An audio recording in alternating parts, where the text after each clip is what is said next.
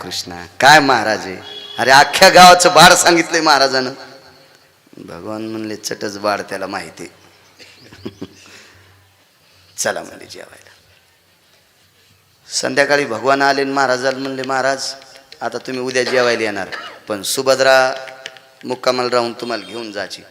ते म्हणले इतक्या बायात सुभद्रा कशी ओळखायची. या पंढरपुरातल्यानंच महाराजाच्या कानात संध्याकाळी सांगितलं तू म्हणणं मला लग्न झालेल्या बाईच्या आजचा स्वयंपाक जमत नाही.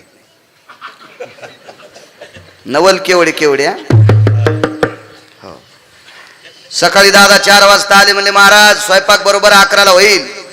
म्हणले बलरामजी ऐका त्याबद्दल काही दुमत नाही, आमचा नियम आहे आम्ही लग्न झालेल्या बाईच्या आजचं खात नाहीत. गावात येताना मला लग्न झालेली बाई दिसलीच नाही पाहिजे. अरे बापरे दौंडीच पिटीली. ऐका हो ऐका, आपल्या गावातले महाराज बलराम दादाच्या वाड्यावर येणार आहेत, कृपा एकाय बाईने रस्त्याला यायचं नाही. बायका भावनिक असतात, आपल्या कोमल अंतकरण आहे आपल्या स्त्रीचं, लवकर कोमल पाकळतंय. सगळ्या बाया आपोआपल्या घराने कुलप लावून, आणि ज्या पोरीचे लग्न राहिले त्या तितक्या 2-400 बलराम दादाच्या वाड्यावर स्वयंपाकाला आले. महाराज बसते जेवायला. आता तिथं लय उत आला ना खलीवर. भगवंतानं सांगितलं मांडीला असा चिमटा घेतला महाराज याच्यातली सुभद्रा. ते म्हणलं लहानपणी पाहिली कशी ओळखू गप. लागलीच आवाज दिला भगवंतानी, सुभद्रा ताई कडी घेऊन ये बरं. तर कडीचं पातेला अशा पोरीच्या हातात होतं, ती पाहती कवाडाकडून चलती भिताडाकडं. अर्जुन म्हणला ही काय सुभद्रा. नाही म्हणले ही नाही, ही नाही म्हणले सुभद्रा. पापड घेऊन ये बरं. तर पापड घेऊन दुसरीच पोरगी आली, तिला इशिक बायानं साडी नेसली सुतळी बांधू बांधूच. हो साड्या आता लय जणीला नेसता येणार ना, त्या ब्युटी पार्लरवाली बाई आणायली नवरी दाखवायची म्हणल्यावर साडी नेसवायला. हो कालांतरानं साड्या उडूनच जातात का काय माहित, काय काय कळलं ना. हो दादा म्हणले ताई खीर घेऊन ये ग. खऱ्या सुभद्रेच्या हातात खीर होती. भगवंताने महाराजाच्या बाजूलाच बसली, मांडीला खुनीला म्हणले ही सुभद्रा आहे. खऱ्या सुभद्रेचं रूप पाहिल्यावर महाराज भजे कानात घालू लागले. हो कडी अंगाला लावू लागले, चपात्या अशा फेकू लागले. हो पापड डोसक्यावर फोडू लागले. दादा म्हणले महाराज यायला कंदमुळं खायची सव म्हणले, यायला पुरणपोळ्या जमत्यातोय. तुम्हाला म्हणलं होतं मंदिरात जीव घाला तर. आणि मग तितकं बोलता बोलता चिमटा घेतला. अरे दम धर न तुला न्याची, पण थांब न दर्शक. बाजूलाच होतं बसलेलं. म्हणले आजचे दिवस महाराजाला मुक्कामाला राहू द्या. भगवान म्हणले दादा हे असे अपरिचित महाराज मुक्कामाला नको. काय कळतं म्हणे तुला, राहू दे मुक्कामाला. आपल्या आईला आजच्या दिवस घरी येतात राहू द्या म्हणजे शेजाऱ्याची. महाराजाला रात्रभर चहा पाणी काय दूध गीत सुभद्रा देईन. रातच्या 11ला महाराज खोकलं. डॉक्टर साहेब दूध घेऊन आल्या, दूध पेलं. सुभद्रा खांद्यावर घेतली, सना आकाश मार्गाने महाराज काय. सकाळी दादा उठले, गडी गुडी उठले सगळे. दुधाच्या गुंड्या गुंड्या गुंड्या गुंड्या लय मोठ्या गाई होत्या. 4-2 गुंड्या कमी पडे. ए सुभद्रा दुधाच्या चरव्या घेऊन ये बरं. आता 2-4 बाऱ्या दादा म्हणले, पण सुभद्रा आवाजच देईन. कृष्णा पोरगी काय करायली पाय रे. हे ताई गुंड्या जाणी ना. भगवान म्हणले आधी बैठकीतला महाराज बघा भाऊ आहे का ते. दादा म्हणले ते ना तो पलंगा सगट नेलं रे. ते म्हणले पलंग नेला म्हणल्या सुभद्रा कुठ ठुली. सुभद्राही नेली. अख्खी द्वारका रडायली. काय महाराज असतील, काय महाराज असतील, काय महाराज असतील. सगळे रडत होते आणि हे बाजूला तोंड करून हसत होतं. कोणतं पंढरपुरातलं लय हुशार. देवकी माता रडत असताना मात्र सहन झालं नाही. देवाशी गालातली गालात हसले. देवकी आई साहेब म्हणल्या कृष्णा बाई तुला काय वाटतं का रे. तळ हाताच्या फोडासारखं सांभाळलं बाईला म्या, आणि एका महाराजानं उचलून नेलं. काय तू हसतू. म्हणला मुकाड्या बस. ते महाराज अर्जुन होता. आणि बाई मला का ते म्हणला एक कराळ काढू नकोस तू. तू रडताना पहा वाटत नाही म्हणून मी तुला सांगाल म्हणला. असं येड्यावानी काऊन करायली. ती म्हणली आता कसं रडू येईन. म्हणला दादा इचकून टाकतील ना. झेंडू बाम लाव म्हणला, पण रडच. समोर गेल्यावर महाराज आमच्या सुभद्रा आई साहेबांनी सांगितलं आबा मान महाराजाला ओपतं का. त्यानं टाकली दाढी काढून जाटा काढून ते फेडून कपडे घातले. तुम्ही तर अर्जुन आहेत. ते म्हणला हे सगळे नाटकं तू या लहान्या भावाची. मला काय महाराष्ट्रात पोरी नव्हत्या का. हा ज्याला संध्याकाळचा ठिकाणा नाही त्याच लग्न व्हाले पहिले. आता नाही बरं, आता नाही. आता लय बायडाटी टाकू टाकू बेजार आहेत. ती मोबाईल कदरली बायडाटी पाहू पाहू पोट्याची तरी त्याला मिळ लागन. नाही तर मागच्या 20 वर्षापूर्वी एक एक जण 50-50 पाहत होता. हो, आमची इथं एका पोरानं 130 पाहिल्या. हो, आणि मग एक पोरगी पास केली तर ते पोरीची माय म्हणली याला नाही द्यायची. पोरीचा बाप म्हणला येडीस का काय, 50 पोरानं आपली पोरगी पाहिली आणि याला काऊन नाही द्यायची. ती म्हणली सगळ्यात आधी मलाच पाहायला आलतंय.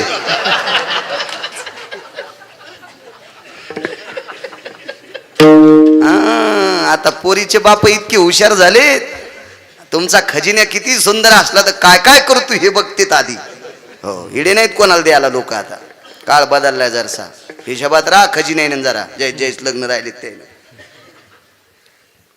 बाशिंगी शिंग बांधलं घरी आले. दादाच दर्शन घेतलं. कोण अर्जुना सुभद्रा सोबत लग्न. ते म्हणले तुमच्या बहिणीला विचारा, मला कशाला विचारता.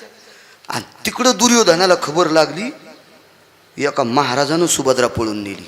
ते म्हणलं काय व नशीब आपलं खोटं, देवाची बहीण आपल्याला भेटली नाही एका महाराजांनी नेली. आणि मग सुभद्रेने सांगितलं दादा त्या महाराजानं मला पळून नेलं, तीर्थावर हे भेटले, मी रडू लागले. याने विचारलं तू कोण आहेस तर मी सांगितलं बलराम दादाची बहीण आहे. तेव्हा याने त्या महाराजाला रट्टी दिली. दादा म्हणले त्याचा जीव घ्यायला पाहिजे होता. आणि कोणता होता महाराज. भगवान म्हणले दादा या बा असे कोणते महाराज घरी आणायचे नाही. तुम्हाला नाही म्हणत होतो, तुम्हाला लय नाद आहे. कोणते महाराज घरी आणायचा, असे आणले नाही पाहिजे कोणी महाराज घरी. आणले यानंच. आणि मग दुर्योधनाला सांगितलं अर्जुनाला सुभद्रा गौसरी. ते म्हणला जाऊ देवा मला नका का भेटणं, पण आमच्या भावाला भेटली. भेटली का दिली, दिलीत ना मुद्दाम. आणि त्याची सोयरीक मोडून जर आबा दिली असती ते खाऊ देत होता केला भाकरी. अद्याप नाही. याला म्हणायचं राजकारण. भारतात 1 नंबरचा राजकारणी कृष्ण होता. मी त्या दिवशी सांगितलं तुम्हाला 1 नंबरचा. कल्पना करा, कोणालाच पत्ता नाही. आईला नाही, बापाला नाही, भावाला नाही, द्वारकेतल्या कोणाच व्यक्तीला नाही. लग्न कोणासोबत करायचं नवरीला सुद्धा पत्ता नाही. फक्त नवरदेवाला नवरीच्या भावाला. हे जीवनातलं त्याच्या नवलच आहे.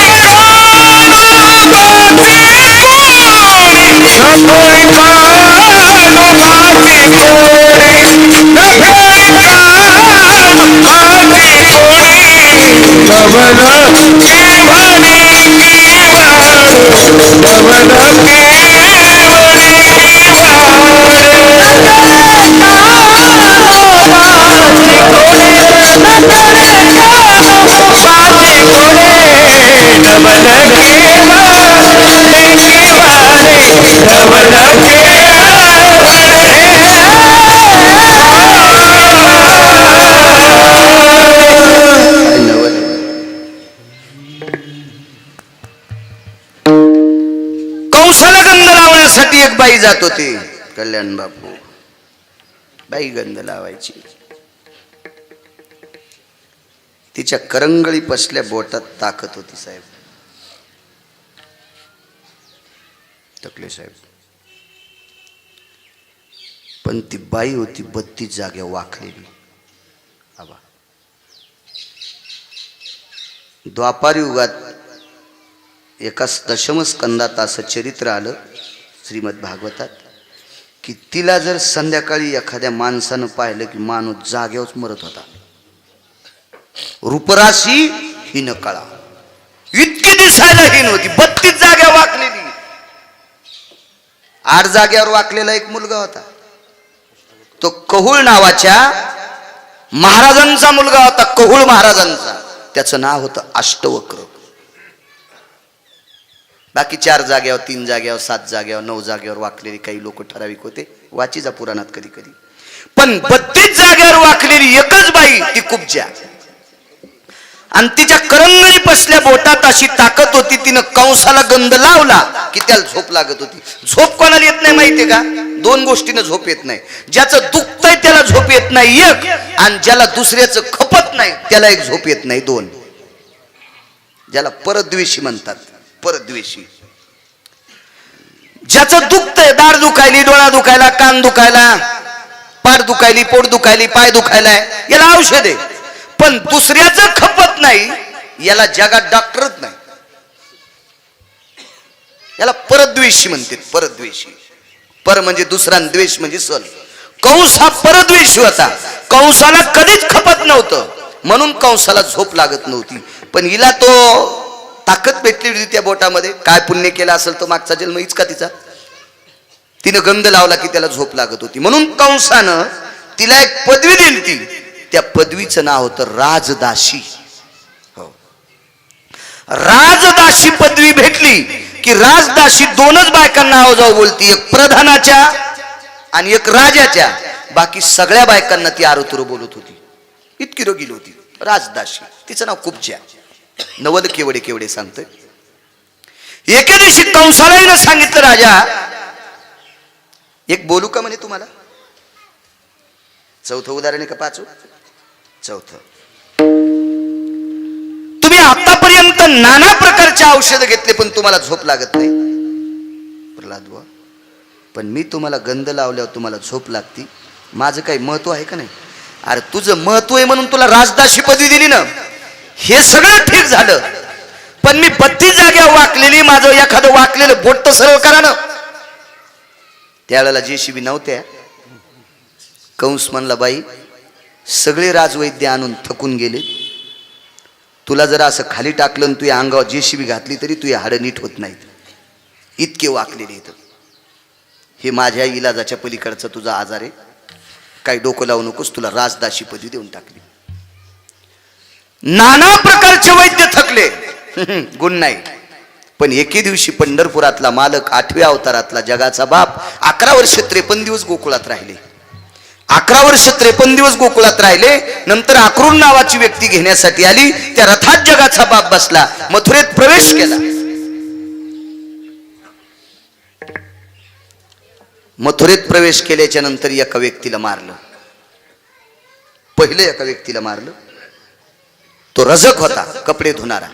7व्या अवतारात ज्यानं शेतीची चेष्टा केली, त्याच कुळात उत्पन्न झालेला हा पुढे त्याला यमुनेच्या तीरावर मारलं. त्याच्याकडून कपडे घेतले आणि ते कपडे घेतल्याच्या नंतर एक शिंपी भेटला. कबीरजी त्याला दर्जी म्हणतात हिंदी भाषेमध्ये. गज कैची ले दर्जी आया, कपडे थे कुछ ढिले ढाले, मन चाहे ओ तन पैनावे, जय गोपाला जय गोपाला जय गोपाला जय. ते कपड्याचा गाठोडा आणलं त्या शिंप्याच्या घरी टाकलं. त्या शिंप्यानं टकले साहेब या दोघांकडे बघितलं. गज कैचिले, कात्री गज घेतली, माप घेतलं आणि दोघायला कपडे शिवले. दादानं सांगितलं, कन्हैया, ज्या शिंप्याने आपल्याला कपडे शिवले आहेर केलाय मथुरेत आल्यावर, यांना द्यायचं काय? दादानं त्या शिंप्याच्या डोक्यावर हात ठेवला, आबानं आशीर्वाद दिला. तुझ्या कुळात असा साधू जन्मल, असा साधू जन्मल की मी त्याच्या हातानं दूध पिईन आणि जेवण. म्हणून शिंप्याच्या कुळात संत शिरोमणी नामदेवराय जन्माला आले. फिरविले देऊळ जगा माझी ख्याती, नामदेवा हाती दूध प्याला. वंश पुण्य. प्रत्येक क्षेत्रात जर मोठं व्हायचं असेल तर वंशाचं पुण्य लागतं टोकले साहेब, परिसराचं पुण्य लागतं, ग्रामदेवतेचं पुण्य लागतंय, भूमीचं पुण्य लागतं, वाडवडिलांचं पुण्य लागतंय. त्याच्याशिवाय माणूस मोठा होत नसतो. आध्यात्मिक क्षेत्रात जर मोठं व्हायचं असेल तर सरस्वतीची कृपा लागते. सरस्वतीची कृपा झाली रे झाली की लक्ष्मी सरस्वतीला म्हणती त्याच्या घरी जाय. सरळ सांगते दादा महाराज. लक्ष्मी काय म्हणते, सरस्वती काय म्हणते लक्ष्मीला, तो अत्यंत गोड परमार्थिक आहे, त्याच्या घरी जाय. पण त्यानं का परमार्थाचे नियम मोडले की सरस्वती लक्ष्मीला म्हणते त्याचा सोपडा साफ करूनच वापसी. हा, लक्ष्मी स्वतंत्र नाही बरं. लक्ष्मी कोणाच्या तरी ताब्यात आहे. लक्ष्मी मनाने येत नाही. हो, ह्या लक्ष्मीच्या पिरियडमध्ये एकूण एकीला उष्ण पीठ देत नाहीत, म्हणजे पिठात लक्ष्मी जाते. कशी जाईन तशी, इतकी येडी आहे का ती कोणाच्या घरी जायला. काही काय बाया तर इतकी अंधश्रद्धाळू. आमच्या पोरायची माई एके दिवशी मला बाथरूमला जाऊ देणे गेली गाठी मारल्याशिवाय. त्या पहाट गाठी मारतात ना लक्ष्मीच्या, आणि गाठी मारल्या मग आता जा म्हणलं काऊन, हा गाठी मारल्याशिवाय संडासला जात नसते. मी म्हणलं डोकं खराब झालं कर तू. लक्ष्मी येडी आहे का कुठे बी जायला, कशी जाईन. अशी जर लक्ष्मी आली असती तर मी 4 दिवसात कीर्तनाला गेलोच नसतो. कोणाच्या कापसाचे बोंड तोड घरी नाही, एखाद्याच्या मकाचे 2-3 कणस मोड घरी नाही, 2-4 मोसंब्या घरी नाही. पठ्याच्याच घरी लक्ष्मी आली असती ना. लक्ष्मी येतच नसती. भाग्याची निवडशे, उद्यमाचे, संपत्ती तापेशे, घर रे अन्न मान धन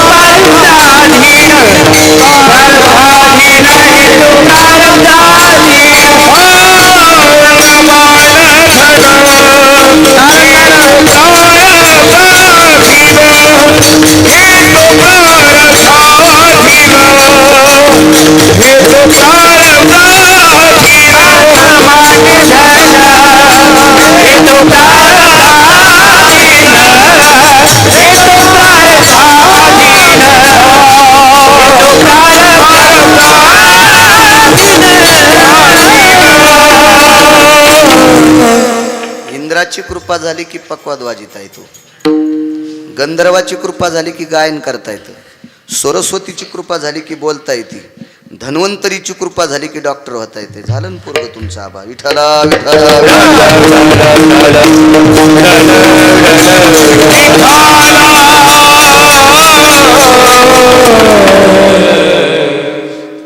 शास्त्र आहे त्याच्यामध्ये डॉक्टर साहेब.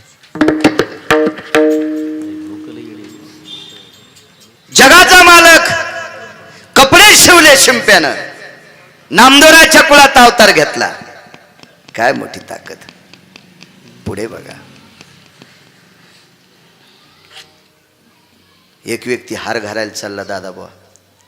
त्या व्यक्तीचं नाव होतं सुदामा माळी. सुदामा नावाचा माळी. तो कंसाला हार घालीत होता. त्याला खरं तर कंस आवडत नव्हता, पण बळीवीर शक्ती बोलू नये, मोठ्या माणसाच्या विरोधात जाता येत नसतं. काही गोष्टीला पदाला प्रणाम करावा लागत असतो, प्रणाम करावा लागत असतो पदाला.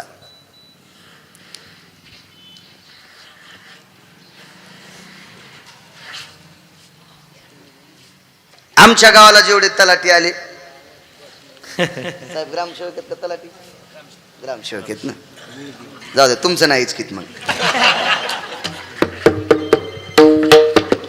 तलाठी. आमचं दुकान म्हणजे रेडीमेड कपड्याचं दुकान आहे बरं का. ज्याच्या अंगाला शर्ट येईन त्यानं घालायचं. मी काय कोणाला शिवून आणतो नाही. पदाला नमस्कार करायचा असतो. सुदामा नावाच्या माळ्याला कंस आवडतच नव्हता, पण राजा आहे ना, यया नरावासी राजा, तो ईशेशी बुद्धी जाण माझा. कारण राजाश्रय असल्याशिवाय राजा होता येत नसते, त्याला मानावंच लागते. आमच्या गावाला तलाठी आला की ते पिणारच याचा. हो, मी त्याला हात जोडून साहेब म्हणलं. हे मला म्हणलं त्याला का चालता येईन, साहेब कसं काय म्हणले. अरे मी म्हणलं तो कसा असू द्या, त्याच्या संसाराला वाईट असेल, पण त्यानं सही केल्याशिवाय आपली 7-12 बँकेत चलत नाही. त्याच्या पदाला नमस्कार. सुदामा नावाच्या माळ्याला कंस आवडत नव्हता, पण राजाचा राज्य होता ना, तो मथुरेचा राजा होता, म्हणून हार घालायला जात होता. पण जाता जाता रस्त्यामध्ये रथ दिसला. त्या रथामध्ये भगवान श्रीकृष्ण परमात्मा आणि बलरामजी दिसले. अकुराला सांगितलं प्रणाम. महाराज या दोघांना हार घालायचे. बलराम दादाला आणि कृष्णाला हार घातला. दादानं सांगितलं का नाही काय द्यायचं या सुदामा माळ्याला. कल्याण बापू जगाच्या मालकानं सुदामा माळ्याच्या डोक्यावर द्वापारयुगात हात टेकला आणि असा आशीर्वाद दिला, तुझ्या कुळात असा साधू जन्मल, तो साधू माझ्याकडे येणार नाही, मी त्याच्या भेटी करता जाईल. द्वापार युगात एका माळ्यानं हार घातला. द्वापार युगात तर कलियुगामध्ये त्या कुळामध्ये माळ्याच्या कुळामध्ये असा साधू जन्माला आला, तो साधू देवाकडे नाही गेला, देव त्या साधूकडे आला. त्या व्यक्तीचं नाव आहे सावता माळी. धन्य त्यारण रत्नाची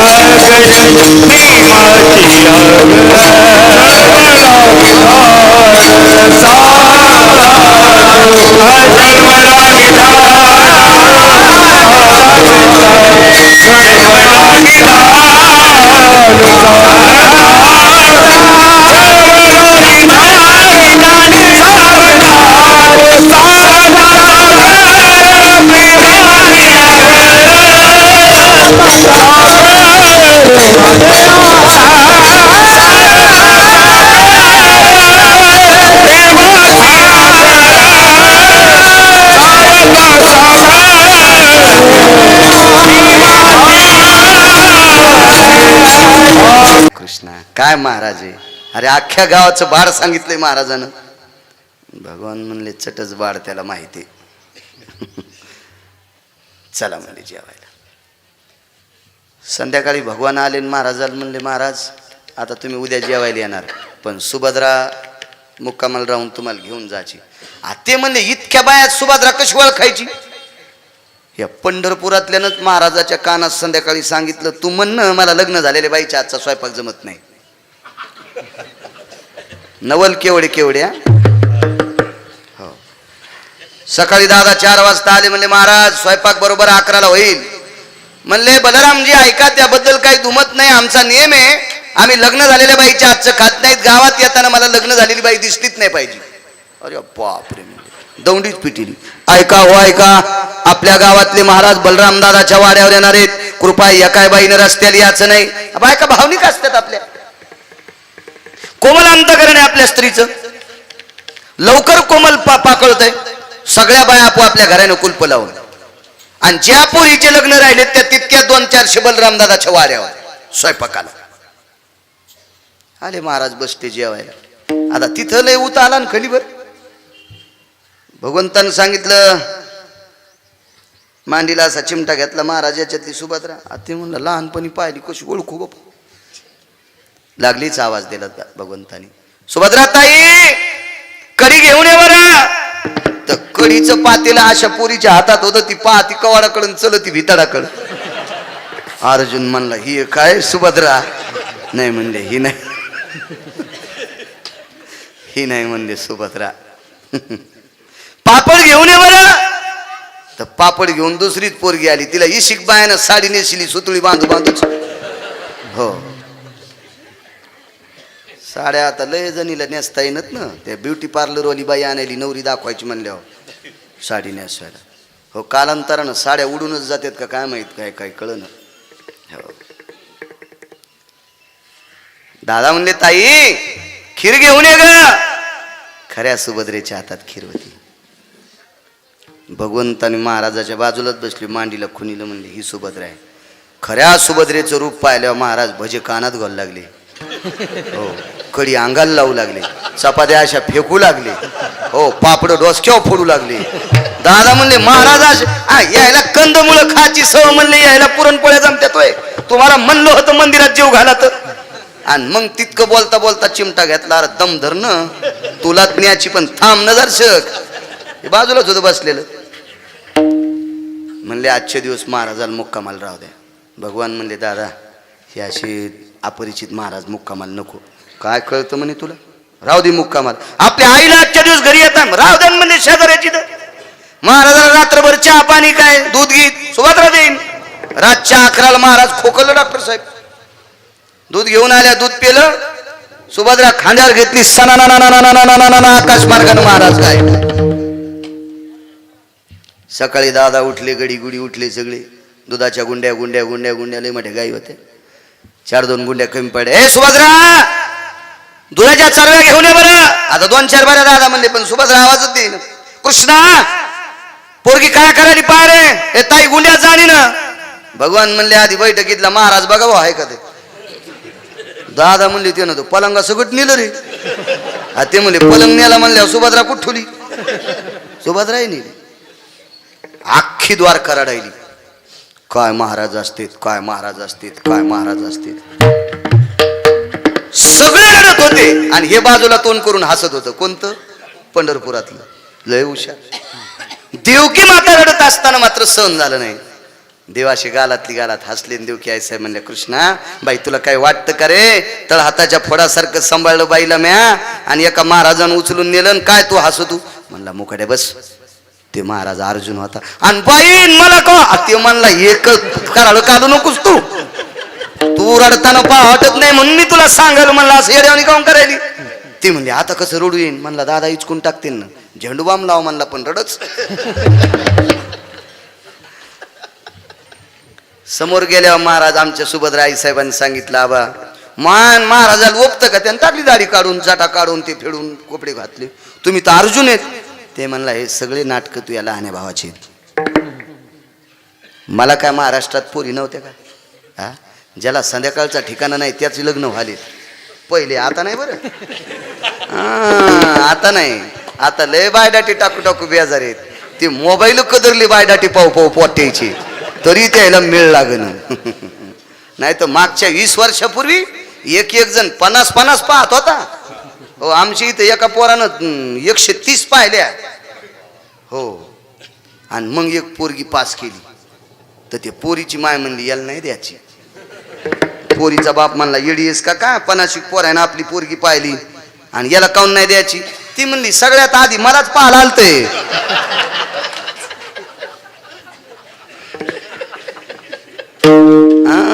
आता पोरीचे बाप इतके हुशार झालेत. तुमचा खजिन्या किती सुंदर असला तर काय काय करतो हे बघतेत आधी. हो हिडे नाहीत कोणाला द्यायला लोक. आता काळ बदललाय जरसा. हिशोबात राहा खजिन्याने जरा. जय जयच लग्न राहिले ते बाशिंगी शिंग बांधलं. घरी आले दादाच दर्शन घेतलं. कोण अर्जुना सुभद्रा सोबत लग्न. ते म्हणले तुमच्या बहिणीला विचारा. मला कशाला विचारता. आणि तिकडं दुर्योधनाला खबर लागली एका महाराजानं सुभद्रा पळून नेली. ते म्हणला काय व नशीब आपलं खोटं. देवाची बहीण आपल्याला भेटली नाही एका महाराजांनी नेली. आणि मग सुभद्रेने सांगितलं दादा त्या महाराजानं मला पळून नेलं.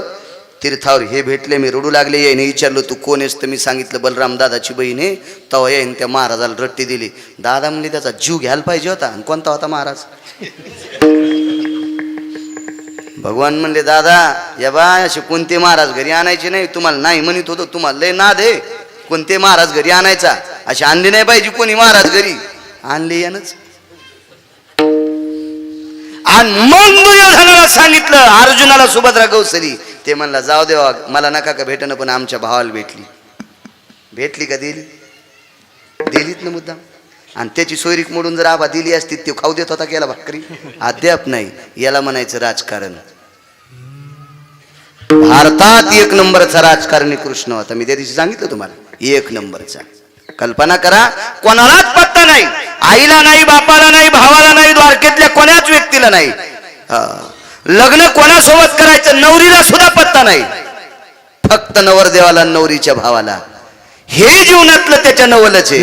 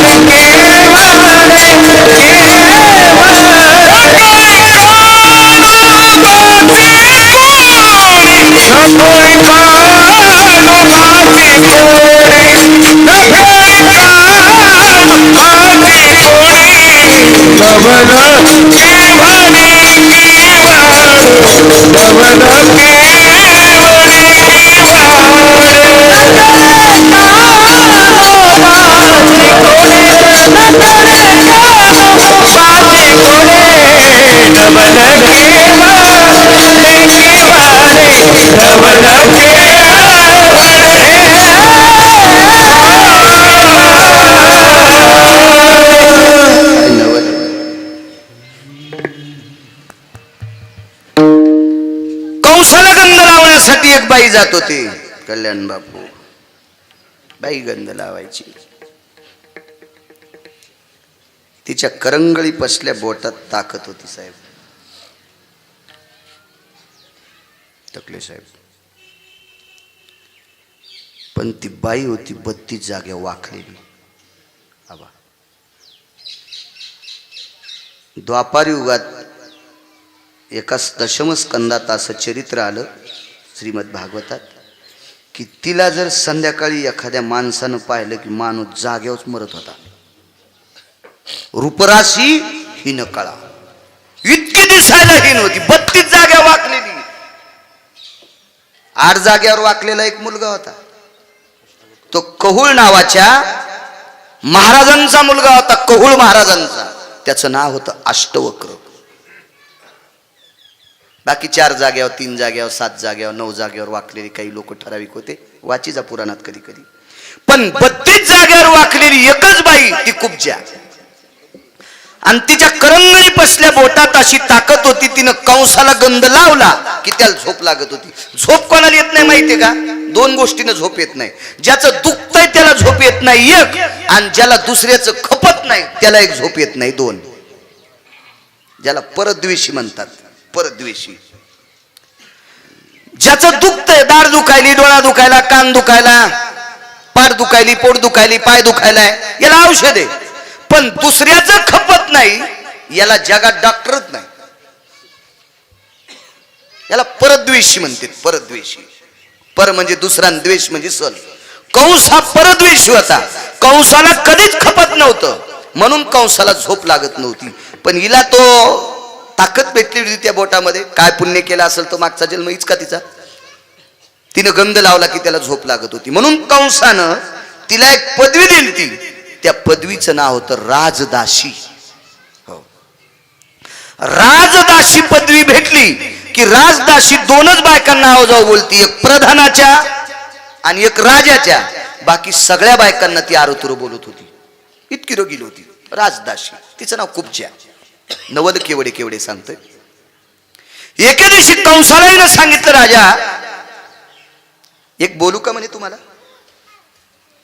4थं उदाहरण आहे का 5? 4थं. तुम्ही आतापर्यंत नाना प्रकारचे औषध घेतले पण तुम्हाला झोप लागत नाही. प्रल्हाद बुवा, पण मी तुम्हाला गंध लावल्यावर तुम्हाला झोप लागती. माझं काही महत्व आहे का नाही? अरे तुझं महत्व आहे म्हणून तुला राजदाशी पदवी दिली ना, हे सगळं ठीक झालं. पण मी 32 जाग्यावर वाकलेली, माझं एखादं वाकलेलं बोट तर सरळ करा ना. त्यावेळेला जेसीबी नव्हत्या. कंस म्हणला, बाई सगळे राजवैद्य आणून थकून गेले, तुला जर असं खाली टाकलं तू या अंगावर जेसीबी घातली तरी तू या हाडं नीट होत नाहीत, इतके वाकलेले आहेत. हे माझ्या इलाजाच्या पलीकडचा तुझा आजार आहे, काही डोकं लावू नकोस, तुला राजदाशी पदवी देऊन टाकली. नाना प्रकारचे वैद्य थकले, गुण नाही. पण एके दिवशी पंढरपुरातला मालक, 8व्या अवतारातला जगाचा बाप 11 वर्ष 53 दिवस गोकुळात राहिले. 11 वर्ष 53 दिवस गोकुळात राहिले. नंतर आक्रोड नावाची व्यक्ती घेण्यासाठी आली. त्या रथात जगाचा बाप बसला, मथुरेत प्रवेश केला.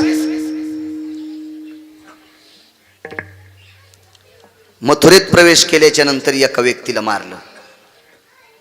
पहिले एका व्यक्तीला मारलं, तो रजक होता, कपडे धुणारा.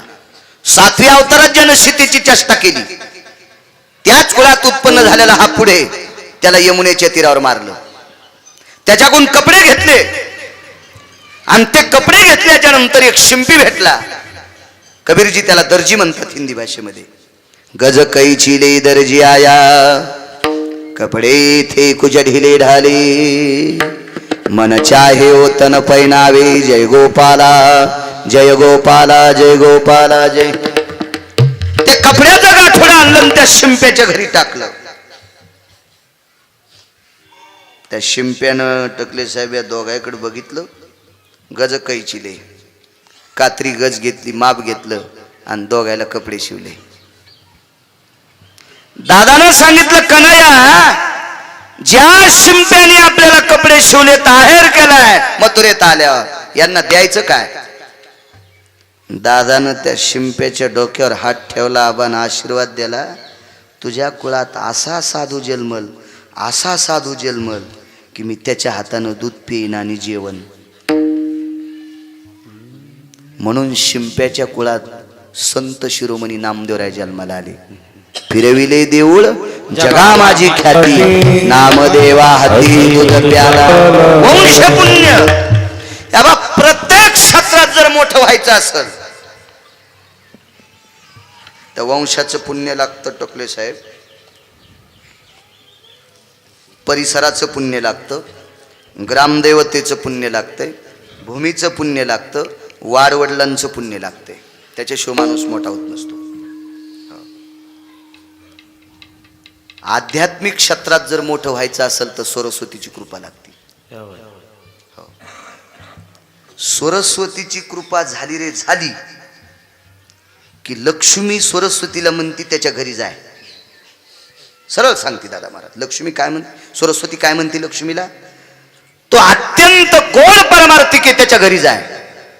पण त्यानं का परमार्थाचे नियम मोडले की सरस्वती लक्ष्मीला म्हणते त्याचा सोपडा साफ करूनच वापसी. हा, लक्ष्मी स्वतंत्र नाही बरं. लक्ष्मी कोणाच्या तरी ताब्यात आहे. लक्ष्मी मनाने येत नाही. ह्या लक्ष्मीच्या पिरियडमध्ये एकूण एकीला उष्ण पीठ देत नाहीत, म्हणजे पिठात लक्ष्मी जाते. कशी जाईन तशी, इतकी येडी आहे का ती कोणाच्या घरी जायला? काही काय बाया तर इतकी अंधश्रद्धाळू. आमच्या पोरायची माई एके दिवशी मला बाथरूमला जाऊ देणे गेली गाठी मारल्याशिवाय. त्या पहाट पहाट गाठी मारतात ना लक्ष्मीच्या, आणि गाठी मारल्या मग आता जा म्हणलं काऊन? हा गाठी मारल्याशिवाय संडासला जात नसते. मी म्हणलं डोकं खराब झालं कर तू. लक्ष्मी येडी आहे का कुठे बी जायला? कशी जाईन? अशी जर लक्ष्मी आली असती तर मी 4 दिवसात कीर्तनाला गेलोच नसतो. कोणाच्या कापसाचे बोंड तोड घरी नाही, एखाद्याच्या मकाचे 2-3 कणस मोड घरी नाही, 2-4 मोसंब्या घरी नाही. पठ्याच्याच घरी लक्ष्मी आली असती ना. लक्ष्मी येतच नसती. भाग्याची निवडशे, उद्यमाचे, संपत्ती तापेशे घर रे.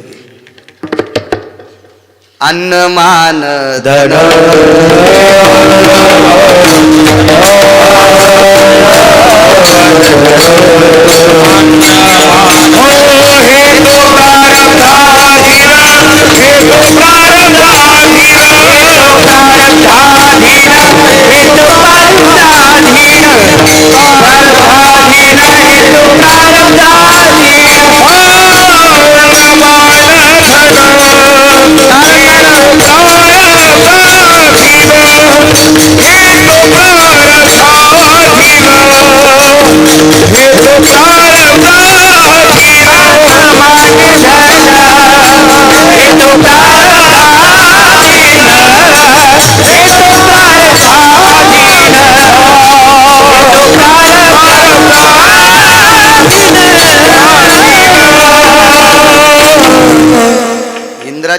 झाली की पक्वाद वाजिता येतो, गंधर्वाची कृपा झाली की गायन करता येतं, सरस्वतीची कृपा झाली की बोलता येते, धन्वंतरीची कृपा झाली की डॉक्टर होता येते. झालं ना पोरग तुमचा आबा. विठ्ठला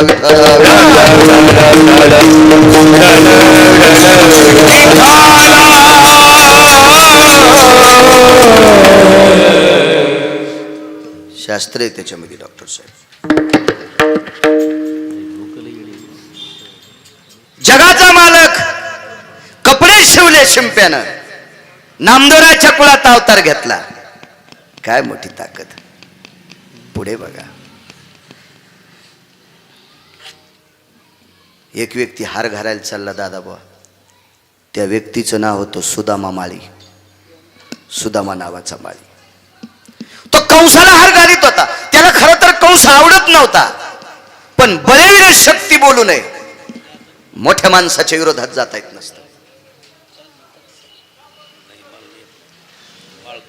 काही काही गोष्टीला पदाला प्रणाम करावा लागत असतो, प्रणाम करावा लागत असतो पदाला.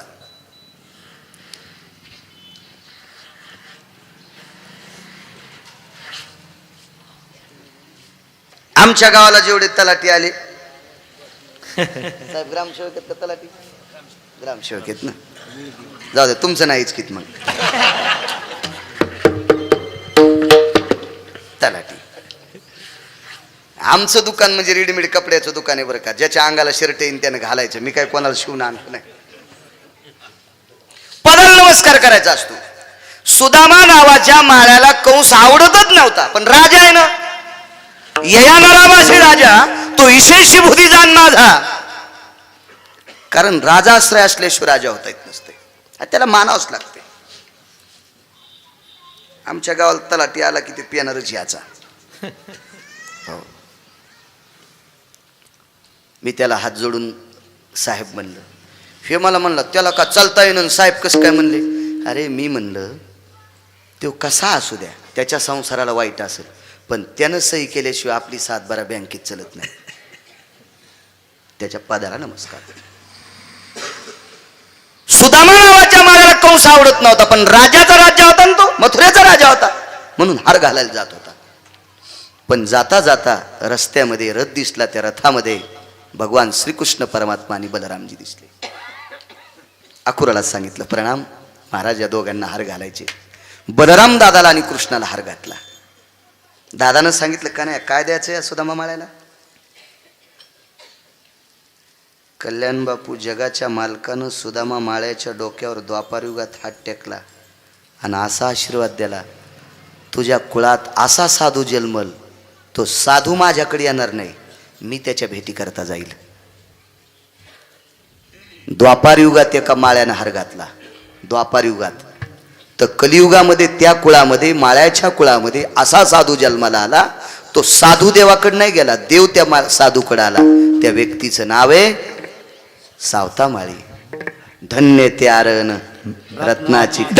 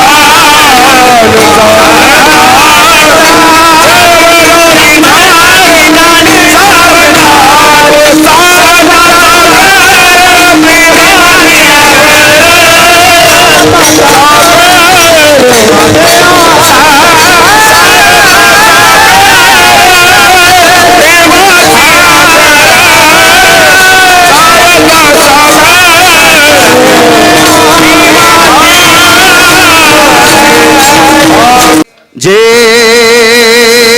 चातुर्यार्थ कला कामिनी ते श्री शारदा विश्वमोहिनी नमिली मिया नदी दिव्य गोदा तटीचा विलासी सदा प्रिय जो सज्जना वैष्णवाशी जया वर्णिता प्रेमात्यंत चित्ता नमस्कार माझा श्री गुरु एकनाथा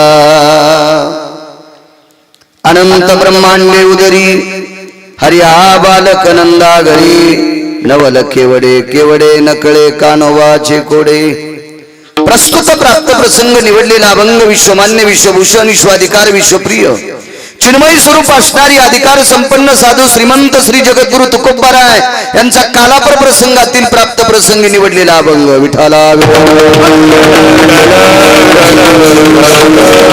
प्राप्त प्रसंगी निवडलेला अभंग माझ्या श्रीमंत श्री जगद्गुरु तुकोबारायांचा आहे. साऊंड आवाज द्या. आता वरचे करणे बंद केले तरी चालते. काय होते मोटर चालू आहेत एरंड भिजले ऊस कोरडा इथं बसलेल्याला आवाज आला पाहिजे घरी बसलेल्याला बिलकुल नाही आवाज गेला पाहिजे. विठाला विठाला विठाला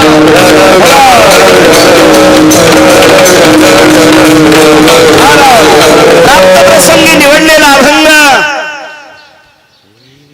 माझ्या तुकोबारायांचा आहे. एक जण उठून ते केळीचा खांब काढून घ्या तो हे तिथं तुमच्या मागे लावलेला हे कॅमेरावाले दादा काढ रे ते पानच वरबाडून घेणं इतकं कशाला शेतकरी येईन तू गागा भट्टावणीच करायला काशीतल्या विडाला विडाला विडाला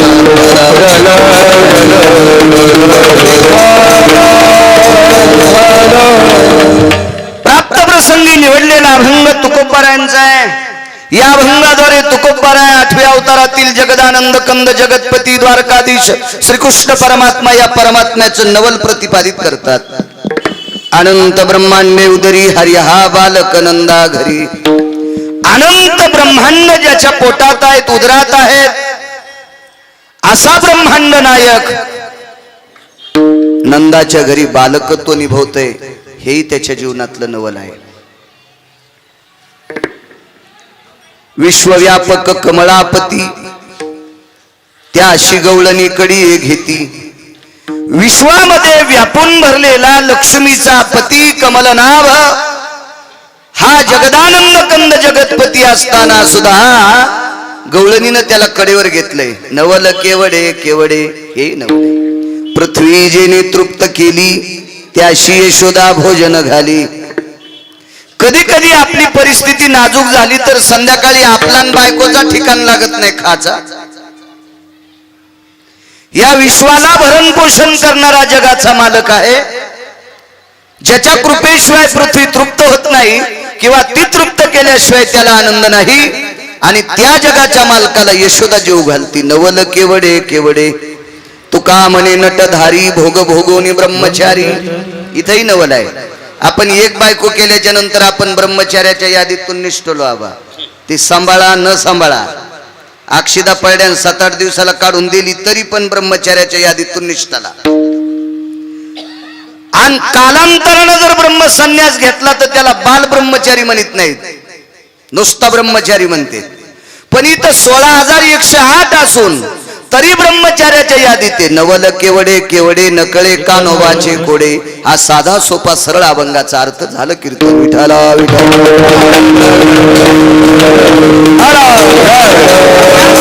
मोठ्या अट्टहासाने मोठ्या असीम प्रयत्नाने चालत असलेली जुनाट परंपरा माझ्या ज्ञानोबाराय, तुकोबाराय, नामदेवराय, चोकोबाराय, नाथबाबा, सावता महाराज, सेना महाराज, रविदास महाराज, कबीर महाराज, मीराबाई, जनाबाई, मुक्ताबाई, सखुबाई या अष्टादश संतांच्या नामाचा जयघोष, विटेवरच्या मालकाच्या नामाचा जयघोष, भगवान शिवशंकराच्या नामाचा जयघोष चालत असलेली जुनाट परंपरा रोयलागड क्षेत्र अशा परम पावन नगरीमध्ये आजचा हा काल्याचा प्रसंग माझ्यासारख्या अज्ञानी व्यक्तीला आजचं काल्याचं कीर्तन सांगण्याचा योग आला. माझं महत् भाग्य. विठाला विठाला. उपस्थित पंचक्रोशीतून आलेला सर्व श्रोतावर्ग, गावकरी मंडळी सर्वांना नाक घासून प्रणाम करेल. आसाराम महाराज निर्वाडीकर असतील, गायनाचार्य दादा महाराज असतील, आदरणीय विष्णू महाराज असतील, राधाकिशन महाराज असतील, राजाराम महाराज असतील, आदी करून सर्व महाराज मंडळी, गजानन महाराज असतील, सर्व मस्तक माझा पायावरी या वारकरी संतांच्या मृदंगाचार्य मृदंग विशारद आमचे प्रल्हाद महाराज असतील, आदरणीय पांडुरंग महाराज असतील. एखाद्याचं नाव विसरलं असेल तर परवाला सक्रात झाली, बायकोने घेतलंच असेल, मॅच घ्यावा असं काही पण नाही. विठाला विठाला.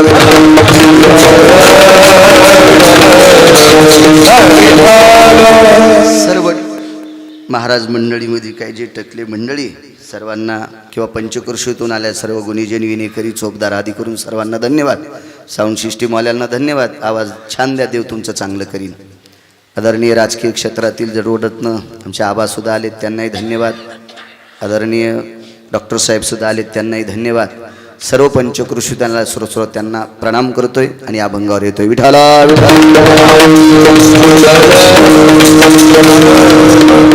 गोड करा, आवाज गोड करा, ते खूप चांगलं करीन तुमचं. करीत जा, आवाज चांगला करा.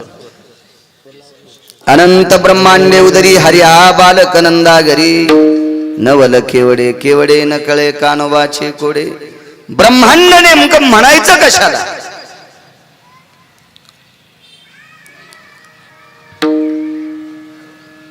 पृथ्वीवर सर्व व्यापक स्थितीची भयव्याप्ती जर बघितली तर आपण जे राहतो त्या लोकाला मृत्यूलोक म्हणतात.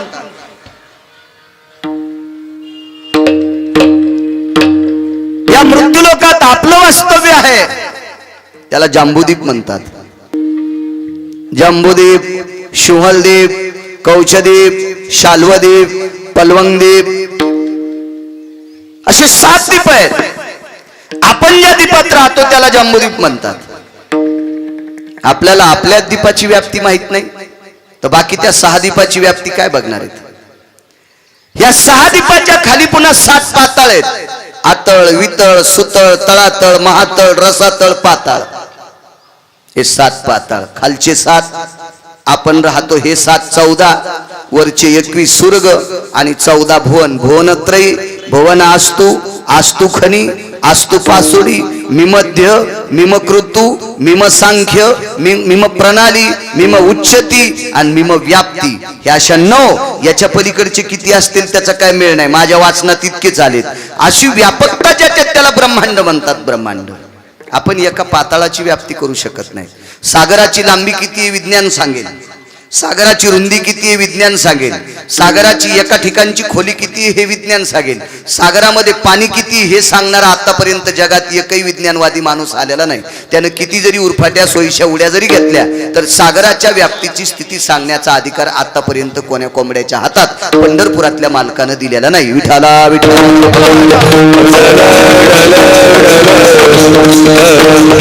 एक जण म्हणे मला पाताळातल्या लोकांना बोलायचंय.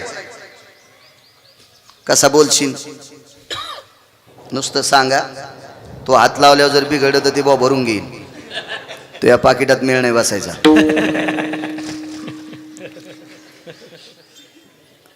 पाताळातल्या लोकांना मला बोलायचंय. त्याची बायको जरा उचकानीच होती.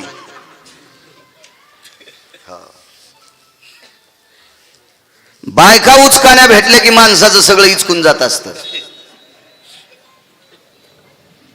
ज्याच्या जीवनात बायको सदाचारी, सात्विक, सुशील, त्या व्यक्तीला वनवासात पण स्वर्ग आहे.